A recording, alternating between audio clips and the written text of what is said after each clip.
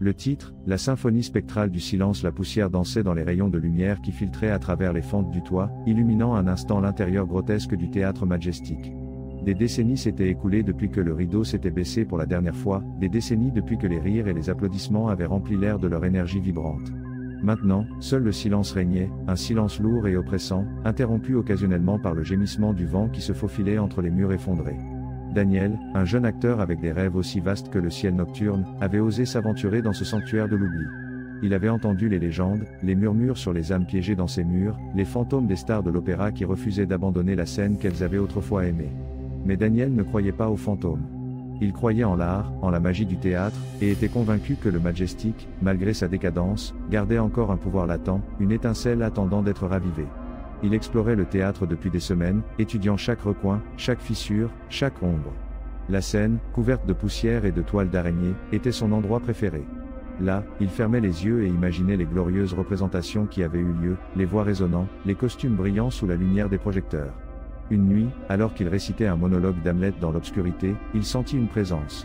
Ce n'était pas une sensation physique, mais quelque chose de plus subtil, une altération dans l'air, un froid soudain qui lui hérissa la peau. Au début, il l'attribua à son imagination, à la fatigue, à l'atmosphère lugubre du lieu. Mais ensuite, il l'entendit. Un murmure, doux comme le froissement de la soie, qui semblait provenir des profondeurs du théâtre. « Viens chanter avec nous », disait la voix, avec une mélodie spectrale, une invitation irrésistible. Daniel resta paralysé, le cœur battant fort dans sa poitrine. La peur, froide et paralysante, l'envahit complètement. Il ne pouvait pas bouger, il ne pouvait pas parler, il ne pouvait qu'écouter. La voix résonna de nouveau, plus forte cette fois, plus claire. « Viens chanter avec nous, rejoins la symphonie du silence ». Lentement, presque en transe, Daniel commença à marcher vers l'origine de la voix. Il traversa le labyrinthe de couloirs sombres, évitant les débris et les toiles d'araignée, guidé par le chant spectral. Il arriva à une porte au bout d'un couloir, une porte qu'il ne se souvenait pas l'avoir vue auparavant. Il l'ouvrit et se retrouva dans une loge qui semblait avoir été abandonnée à la hâte. Sur la coiffeuse, couverte de poussière, il y avait un masque. Un masque blanc, lisse, sans expression. Daniel ressentit une étrange attraction envers elle, un besoin impérieux de la toucher, de la mettre. Il tendit la main et effleura la surface froide du masque. À cet instant, un courant d'énergie le traversa, le remplissant d'une euphorie enivrante. Il prit le masque et le plaça sur son visage. À ce moment, la loge se transforma. Les murs s'illuminèrent d'une lumière fantomatique, les meubles furent nettoyés et restaurés, et le miroir devant lui refléta une image qui n'était pas la sienne. Il vit un homme au visage pâle, creusé, avec des yeux remplis d'une tristesse infinie. Il vit le fantôme de l'opéra. La voix, maintenant dans sa tête, lui ordonna « Chante, Daniel, chante pour nous. Chante pour que le théâtre revienne à la vie. » Et Daniel chanta. Il chanta avec une passion, avec une force qu'il ne savait pas qu'il possédait.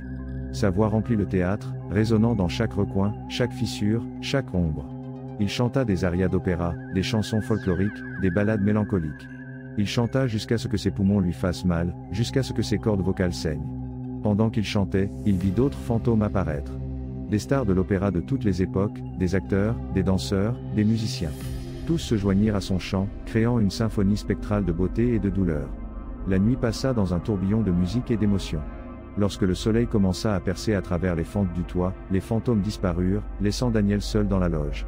Il enleva le masque et se regarda dans le miroir. Son visage était le même, mais ses yeux étaient différents. Il y avait une tristesse profonde dans eux, une mélancolie qu'il n'avait jamais ressentie auparavant. Il avait vu et ressenti la douleur des fantômes du Majestic, il avait partagé leur souffrance, et maintenant, une partie de lui était piégée pour toujours dans cet endroit. Daniel sortit de la loge et se dirigea vers la scène. Il y monta et regarda le vide, la salle de fauteuils abandonnée. Il savait qu'il ne pourrait jamais quitter le Majestic. Il était lié à lui, à ses fantômes, à sa musique. Maintenant, il faisait partie de la symphonie du silence.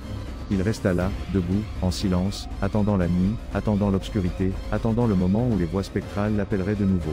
« Viens chanter avec nous, Daniel », murmurerait-elle, et il répondrait, car maintenant, il était lui aussi un fantôme de l'opéra. Quelques mois plus tard, un groupe de jeunes explorateurs urbains s'aventura dans le théâtre Majestic. Ils trouvèrent Daniel sur la scène, vêtu d'un costume de gala ancien, avec le masque blanc sur son visage. Il était mort, avec un sourire étrange et mélancolique sur les lèvres. Et en s'approchant, ils jurèrent entendre un murmure, un chant doux et spectral qui semblait provenir des profondeurs du théâtre. « Viens chanter avec